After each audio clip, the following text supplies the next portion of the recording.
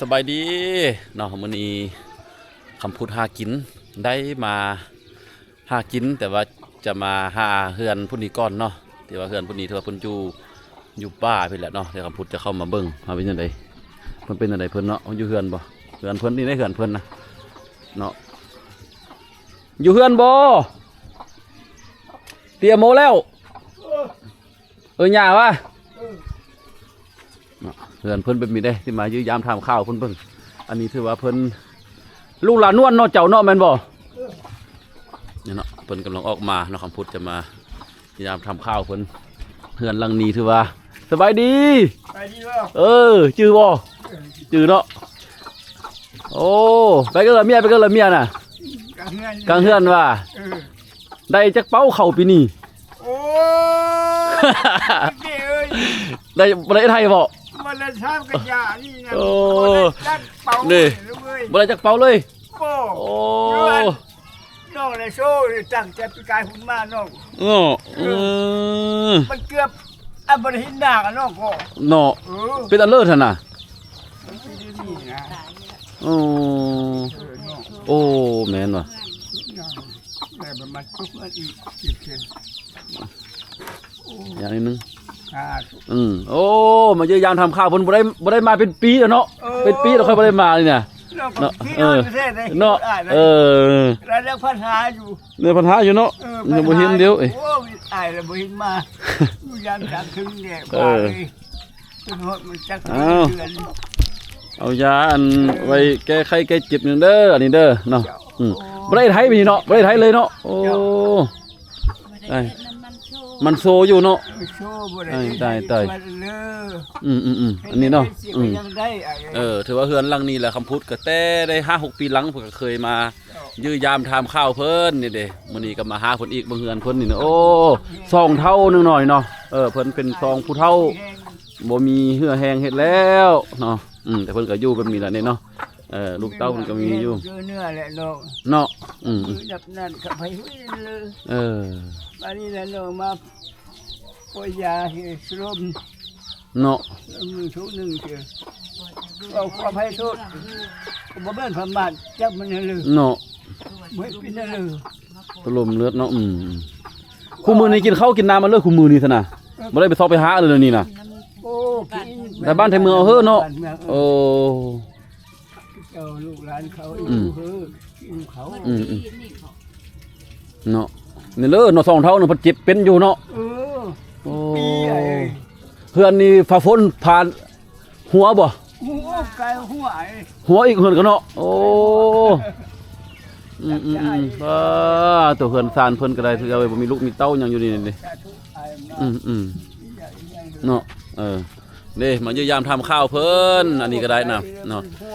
คำพูดเกียมไปหากินก็เลยมาแวะเพิ่นก่อนมาเห็นก็โอ้ถ้าเพิ่นอยู่ตุบอยู่สวนนี่เบิ่งเฮือนซานเพิ่นพี่น้องเอ้ย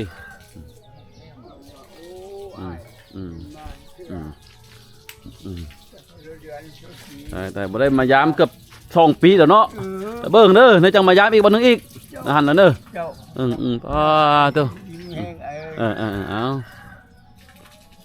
ซั่นน่ะแต่กี้ตัวเจ้าอยู่บ้านเลยเหรอตัวเจ้าเนาะแต่กี้นะขอไปอยู่น้ำร้อนพุ่นเลยอยู่น้ำร้อนพุ่นเลยน้ำร้อนพุ่นเนาะแล้วมาอยู่เป็นคนเมื่อละบ้านนี่เนาะมาอยู่กันเนาะมาอยู่เนาะมาตั้งมือว่าอภัยโทษคุกอันไม่ป่วย2-3 อุ้มหมดเลยเจอหันเนาะผมใหญ่มาเนาะอ้าวที่นั่นนั่งโคกะนั่งฟูปีผู้บ้านดิไปเอามาเอาลูกหลานมาตั้งอยู่นี่บังคับป่าจุลูกหลานหันมาบักก็ไม่ป่วยหันลูกบักไม่ป่วยลูกมาเลยแม่ก็ตัดก็พ่อลูกอันงามมันตายเลยจุดว่าตั้งกันอยู่เลยบ้านนั่นเลยบ้านกูเกี้ยงเฉยๆเนาะมันก็เกี้ยงเนาะเฉยๆเนาะเมียสันไทยบ้านได้เมียนะคนบ้านนี่บอกเมียอะไรนะเจ้าน่ะไทยบ้านเลยเจ้าน่ะเมืองลังบ้านเก่าว่ะบ้านนั่นเลยว่ะคือบุเคยมีเงินซื้อว่ะแถวคำพูนาคุณวะพูนทางยอดน้ำเมืองสยามพรหรอเนาะน้ำอ้อนเลยเนี่ยแต่ว่าจะมีเขาย่าเลยว่ะบ้านถอนเนาะบ่มีเนาะเขาหางหรอเนาะบ้านเมืองลังมันเมืองลังอ้ายเฮาละเกิดอยู่ บ้านนั่นแล้วถ้าเราเกิดอยู่บ้านเมืองลั่งเขา เออ เรื่อยแล้วมันเกิดอยู่บ้านทุกข้าม อืม จะเป็นบ้านเลื่อนหน้าไอ้เกิด โอ้ เนาะ น่าจะเห็นหนัง นี่จากบ้านเฮิงนี่จนบ่จื้อแล้วเนาะ ถ้าก็งินแม่เว้าได้ โอ้เนาะเดี๋ยวแม่อา โอ้ยเพิ่นมีเลี้ยงน้องม้าอีกนี่น้องม้าใกล้ๆๆๆๆม้าเพิ่นนี่ได้น้องม้าเป็นตะแพงเด้ๆเนาะเอาอันนี้ถือว่าซองผู้เฒ่าเพิ่นเนาะเพิ่นอยู่ตามลำพังอยู่นี่แหละเนาะก็มายื้อมายามถามข้าวเพิ่นเป็นเจ้าเอ้เนาะคอยขึ้นมาเพิ่นก็แต่กี้เห็นเดียวเพิ่นก็ยังมีอันนี้ให้ค่อยเจ้าเบิ่งแม่เจ้าเว้ยอันนี้เนาะเบิ่งแม่ซองผู้เฒ่าเพิ่นอยู่นี่เพิ่นจะกินหยังตัวหยังเพิ่นก็ยังบ่เพิ่นยังเอาหนูไว้ค่อยตัวใหญ่แท้ใหญ่ว่าขอบมกขอบใจหลายๆเด้อ อ้าวเขาที่เบิ่งแยงเอาซันเด้อนี่เพิ่นให้อันถามเจ้าบ่อยู่อันเจ้าก็เคยเป็นหมอบ่หมอปัวคนบ่แต่เจอหันเพราะว่าเฮาเห็นอันลูกชายเจ้าอันคือว่าหูปัวคนนั่นน่ะ โดย เจ้าก็หูปัวบ่ รูดก็ หูเนาะ แต่ว่านอกแหละจากที่ช่วยมาเลยแหละบ่เห็นนั่นตาเลยนอก โอ้ตาบ่เห็นหุงเนาะ แต่ว่าพอเลยอยู่ ยังเคยเป็นลูกชาย ลูกชายเนาะเอ็ดเลยกินอาหารซั่นน่ะ ตัวหนูตัวนู้นอีกนี่กันน่ะ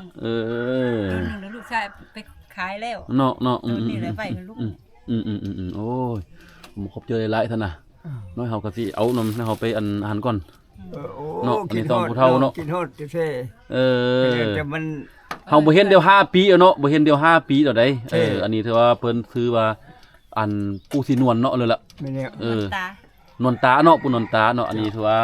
เพิ่นเป็นผัวอันนี้ถือว่าเพิ่นเป็นเมียอันนี้เนาะเมียซื้อมาเลยเจ้าน่ะซื้อเลยเจ้าน่ะ ชื่อท่าน ซื้อทันเนาะซื้อนางทันเป็นเมียอันนี้ถือว่าเป็นผัวเจ้าเว้ยเนาะเพิ่นก็อยู่แบบนี้แหละเนาะเฮือนศาลบ้านซองของเพิ่นแบบนี้เห็นบ่นี่เฮือนศาลบ้านซองของเพิ่นโอ้ก็ว่าเคยมาแต่เฮิงคำพูดก็ได้เนาะค่อยก็เคยมาตลอดแถวนี้แต่ว่าเฮิงเติบแล้วย้อนเวียกงานเลยบ่ได้มายื้อยามทำข้าวเพิ่นแต่มื้อนี้ก็ได้มายื้อยามทำข้าวเพิ่นนั่นดิเฮือนศาลบ้านซองเป็นนี่แหละเจ้าเว้ยเนาะก็มาเห็นแล้วเฮือนศาลบ้านซองเป็นอันนี้ขอบเจอหลายๆมามื้อนี้เพิ่นก็บ่มีหยังเพิ่นยังมีตัวหนูมาต้อนคำพูดเด้มื้อนี้เนาะบ่มีจุดโดน มันก็อยู่นี่แหละเท่าเว้ยเนาะ เดี๋ยวได้ลูกชายไปเชื่อกับมันยังได้หนูยังได้ มายาน้อยยาเฒ่า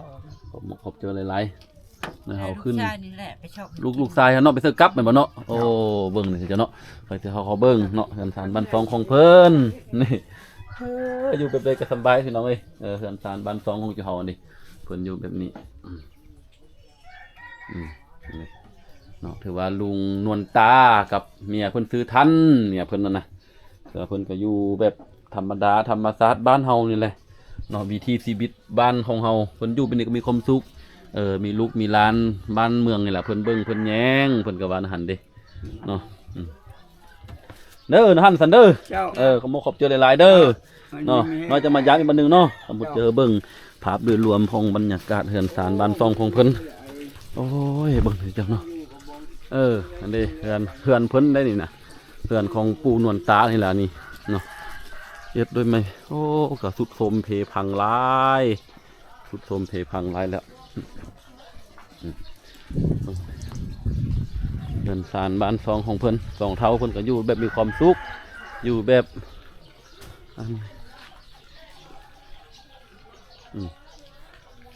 ไปเนาะ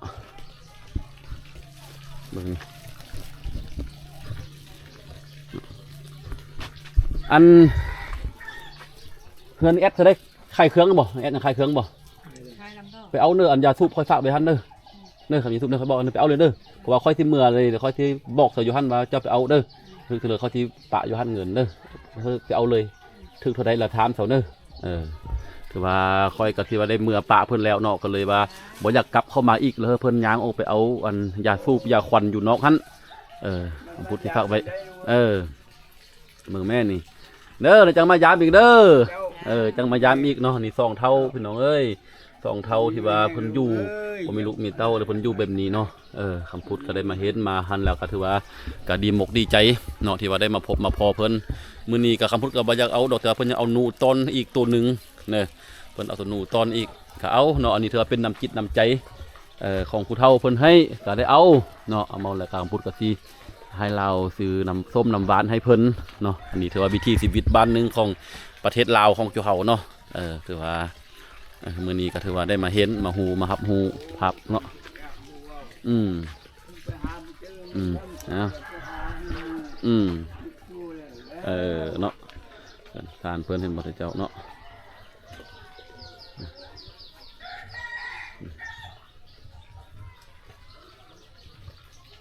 ครับเป็นเลี้ยงน้องม้าอีกได้แบบนี้เนาะเลี้ยงน้องม้าอีกไปก่อนเดี๋ยวจะมาหาอีกวันนึงเนาะหมู่บ้านนี่โอ้ยังเป็นบ้านที่ว่ายัง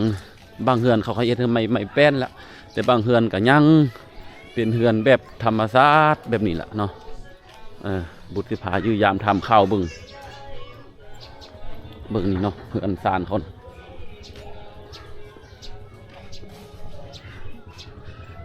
สบายดีสาวดำลำพันธ์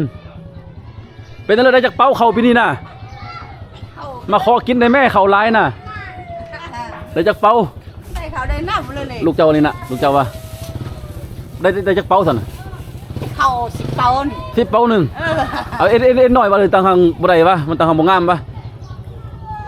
ธรรมดาเนี่ยมันทำได้เข้าปีนี้ผัวไปก็เลยผัวน่ะเป็นนั่นคนมันต้น